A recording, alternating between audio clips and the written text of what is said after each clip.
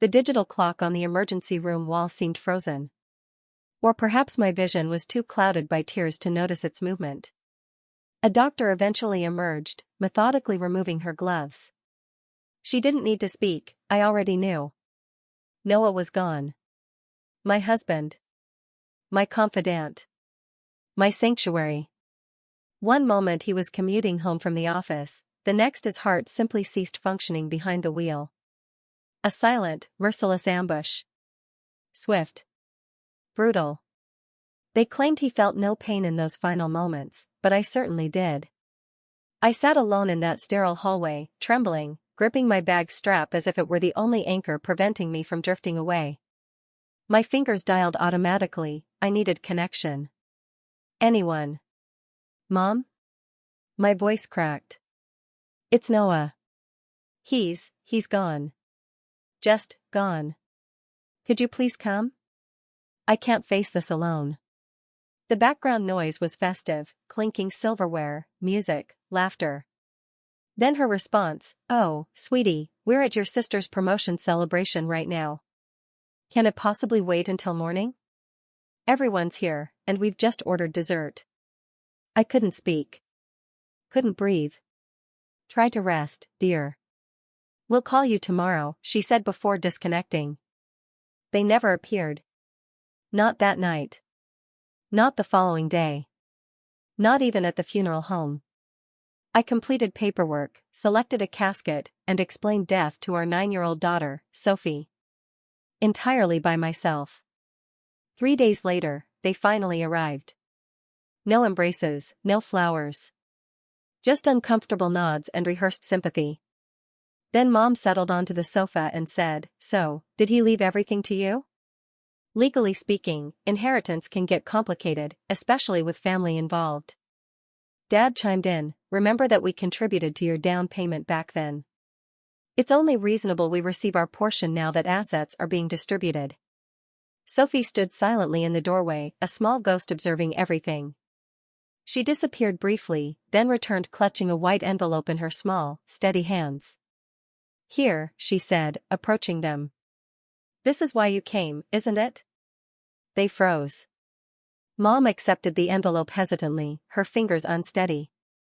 Inside was a letter I had prepared, one that explained precisely what they needed to know about the will, the trust, the cold reality of what Noah had left behind. But Sophie didn't wait for their reaction. She returned to my side, took my hand, and whispered, "Can we go home now? My name is Olivia Morgan, and whoever you are watching this from, please stay with me. Because losing your life partner is its own kind of death, but being discarded by your own family, that's the wound that never fully heals.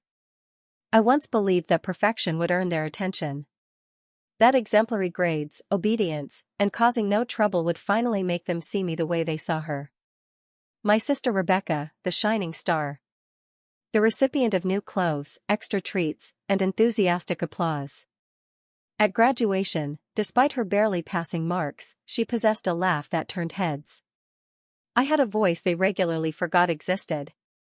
When I met Noah in university, I finally felt truly seen. Not merely observed, but recognized. He wasn't flashy, not a corporate executive or brilliant entrepreneur. He worked as a firefighter, arriving home smelling of smoke and compassion. He listened when I spoke. He created space when I needed to cry. To my parents, he was inadequate. "He's just average, Olivia. Don't you want something more? What can someone like that really provide?" They refused to attend our wedding, claiming it was rushed. We eloped anyway, in a modest garden ceremony. Just us and Sophie growing inside me. Noah kissed my forehead and promised that regardless of who showed up in life, he would never leave my side. 1 month later, my parents threw Rebecca an extravagant engagement celebration complete with ice sculptures, monogrammed napkins, and a professional fireworks display. They shared every moment on social media, never once messaging to ask about my married life. When Sophie was born, I sent photographs. Weeks elapsed. No response. Eventually they visited, held Sophie like fragile porcelain, smiled mechanically and remarked, "She's cute. Favors Noah more than you, though." They never remembered birthdays. Never asked about her interests. When Rebecca's twins were born, my parents constructed a nursery in their home. Sophie noticed these disparities. Children always do. "Why don't Grandma and Grandpa want to play with me?" she once asked. I told her they were simply busy, but I recognized the truth: we didn't align with their idealized image. We weren't loud or polished or impressive. We were just quietly content. And in my family, that was insufficient. So Noah and I built something without them: Sunday pancake traditions, backyard sprinkler adventures, grocery store dance sessions. We weren't wealthy, but our lives overflowed with authentic love. And when he died, the only comfort I received came from Sophie's small arms. Not my mother's. Not my father's. They were too occupied celebrating Rebecca to hear my heart shatter. When they finally appeared, it wasn't for me. It wasn't for Sophie. It was for what they believed they deserved. Even in death, I remained secondary. Grief doesn't follow a linear path. It lurches, stalls, consumes you entirely. For the first week after Noah's passing, I moved like a phantom. I arranged the funeral alone, selecting the casket, the flowers, the music he once mentioned wanting played if anything ever happened. Sophie watched me vigilantly. She didn't weep much initially. Just followed me from room to room, holding my hand as if she were the one sustaining me. My parents sent no flowers. Offer no assistance. Rebecca posted a monochrome selfie captions: "R.I.P. to my sister's husband. Life is brief. Cherish your people." Broken heart, she misspelled his name. On the funeral day, my parents arrived late. They sat in the rear, departed immediately afterward. Didn't speak a word to Sophie. That evening, our home felt different. Not merely empty, but hollow. I was preparing tea 2 days later when Mom called. Her voice sounded gentle, almost tender. "Hi, darling. How are you managing?" I nearly wept hearing that tone from her. Nearly, until she added, "We were wondering if perhaps we could visit briefly, just to talk." They arrived the following morning dressed formally. Dad even wore a necktie. We gathered in the living room where Noah's slippers still rested near the hearth. "We were just thinking," Mom began. "Noah had various assets with the house, some savings, correct? We understand he wasn't wealthy, but..." She hesitated, glancing at Dad. Dad cleared his throat. "It's simply that, technically, we are family, and with these matters, transparency is always advisable. Regarding what remains, how it might be allocated." My heart didn't fracture, it hardened. They hadn't come to check on us. They didn't inquire how Sophie was sleeping. They didn't even say they missed him. They came for money. "I'm sorry," I said, swallowing my rage. "Are you asking if Noah left you something?" Mom offered a tight smile. "Well, we did help with various expenses over the years. The down payment, remember? It's only fair." Sophie stood in the hallway, motionless, clutching her sketchbook. They didn't notice her, but I did. That night, she climbed into bed beside me and whispered, "They were talking about Daddy's money."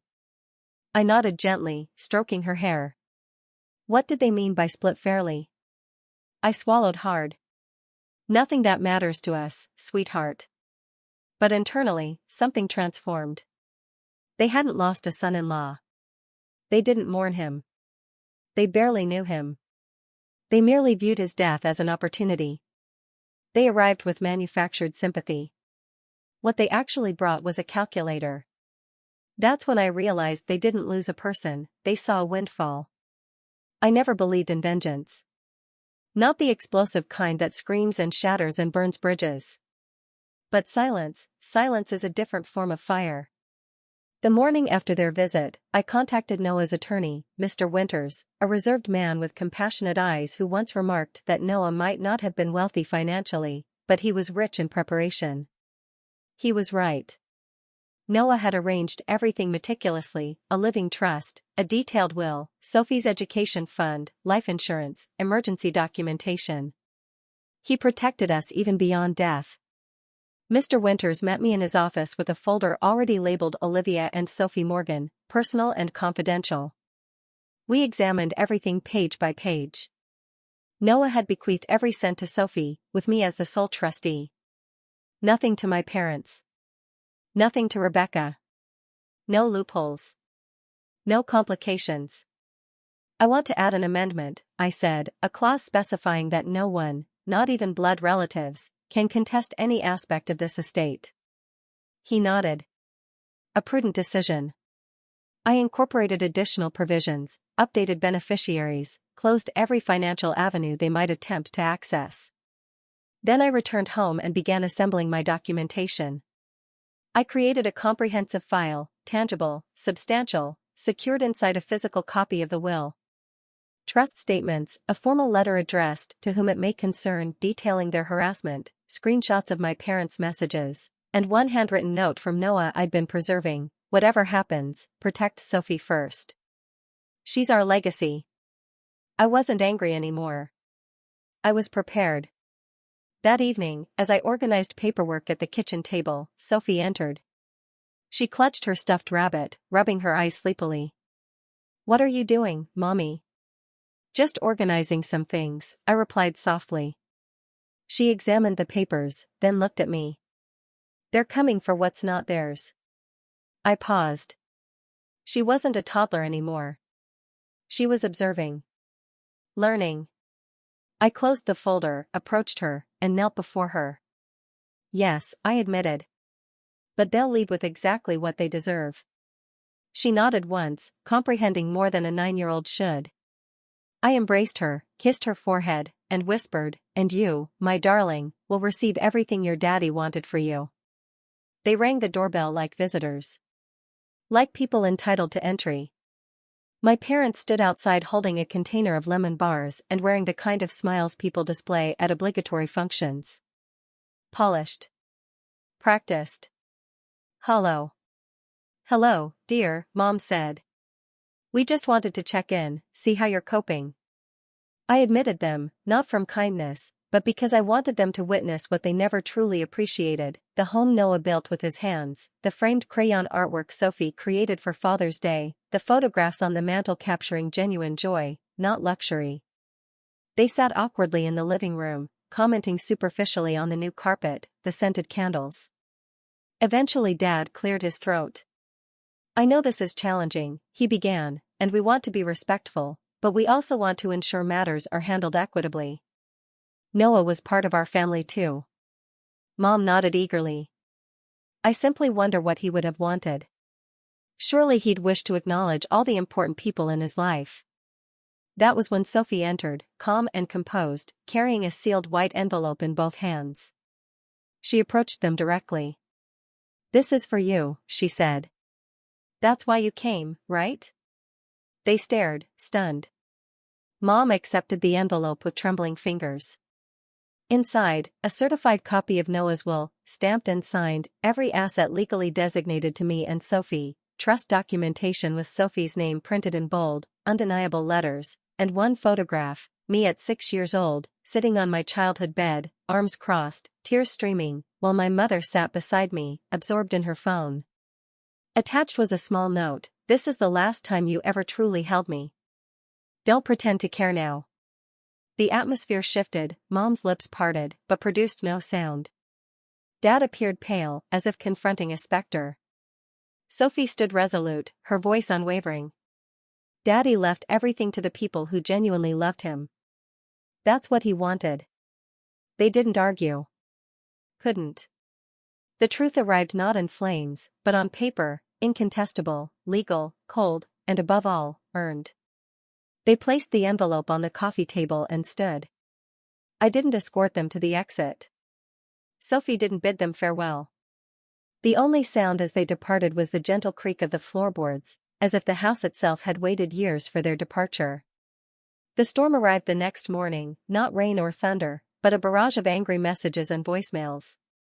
Mom's voice was shrill with indignation. "How dare you humiliate us like that? After everything we've done for you." Dad's message was frigid and clipped: "You think this is concluded? Just wait until the family hears what kind of daughter you truly are." They had finally examined every page of the documents Sophie provided, finding not loopholes but barriers. Airtight. Ironclad. Impenetrable. So they reverted to what manipulators do when control evaporates. They performed. Rebecca called next, sighing dramatically. Look, I'm not trying to choose sides, but they are our parents. They raised us, provided for us. Maybe just give them something. Anything. I didn't shout. I didn't defend myself. I asked one question, do you remember your wedding? She paused. Of course. Do you recall the $45,000 they spent on the venue? The designer gown, the private chef? Yes. And the down payment on your first home? Silence. I paid for my own wedding, I continued. They didn't even attend. Noah and I spent our wedding night in a budget motel. No gifts. No calls. More silence. They raised you. They merely tolerated me. That was the last time Rebecca called. But the narrative didn't remain private. Our cousin Megan, always forthright, messaged me after witnessing the drama unfold in our extended family group chat. Your mom's claiming you stole from the family, but I saw the documentation. Sophie's name is on everything. Noah protected you both. I respect that. Others reached out gradually, cautiously. Some offered support. Some apologized for never recognizing the favoritism. They had always assumed I was simply distant. Now they understood I was surviving. Mom and Dad attempted to manipulate the narrative. Olivia became cold after Noah died. She's poisoning Sophie against us. She's unstable with grief. But their fabrication unraveled, along with their influence. Every action they took now revealed desperation. They appeared at family gatherings and were met with polite nods, not warm embraces. They recounted their version of events, but no one affirmed them, because I never retaliated. I never raised my voice.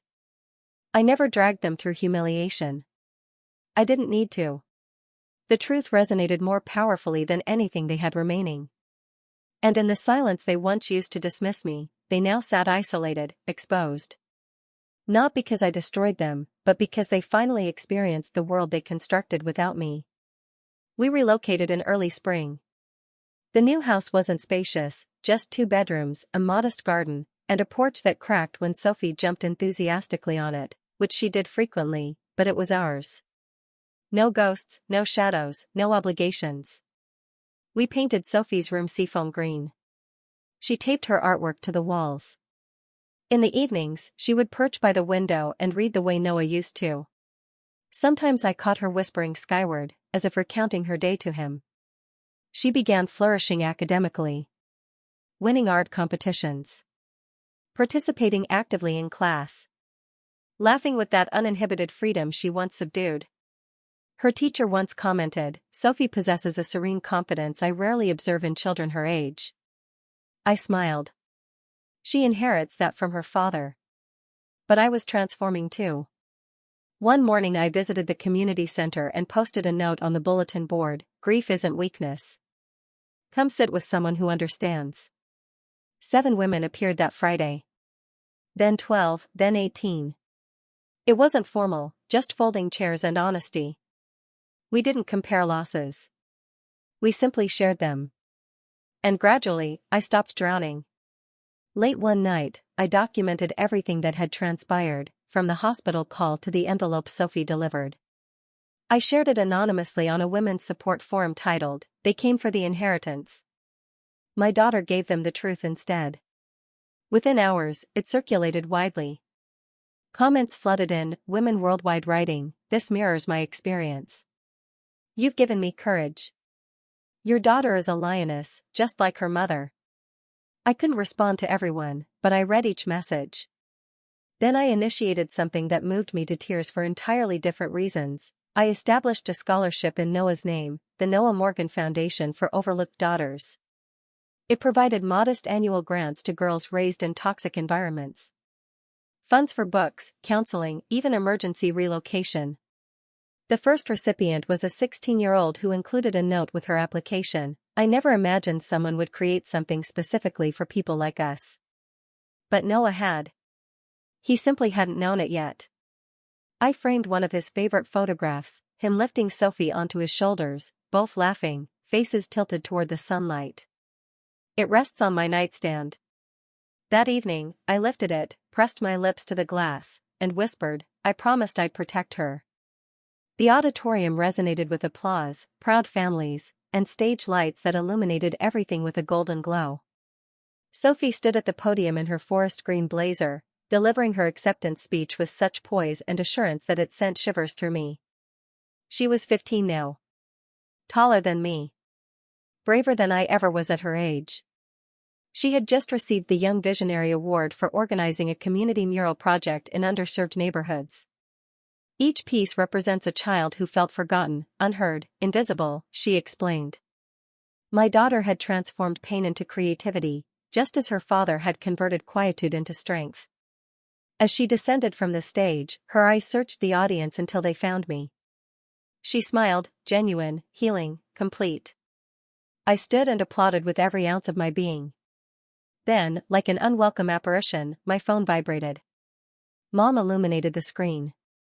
For a moment, I simply stared at it. I hadn't blocked her, I didn't need to. I'd let her observe the life she chose to abandon.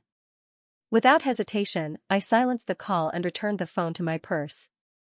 Outside, the sky radiated soft amber hues, as if acknowledging the significance of the moment.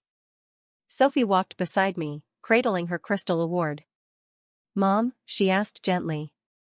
Do you ever miss them? I didn't respond immediately. I wanted to honor the truth with care.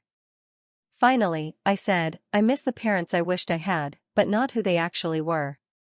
She nodded. No sadness. Just acceptance. We paused atop a gentle slope behind the venue. From there, we could view the mural she had helped create, vibrant, courageous colors embracing an otherwise unremarkable building. There were no portrayals of antagonists, only resilience, remembrance, forward momentum. Sophie turned toward me. Did Daddy ever believe we'd be okay? I smiled through the tightness in my throat. He knew we would. He ensured it. She leaned against me, and together we walked toward the parking lot. The light stretched long and warm behind us.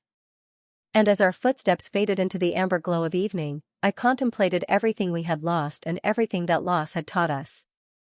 The noise subsided. The drama dissipated. What remained was ours. Because some people come for the inheritance. But love, true love, is never for sale.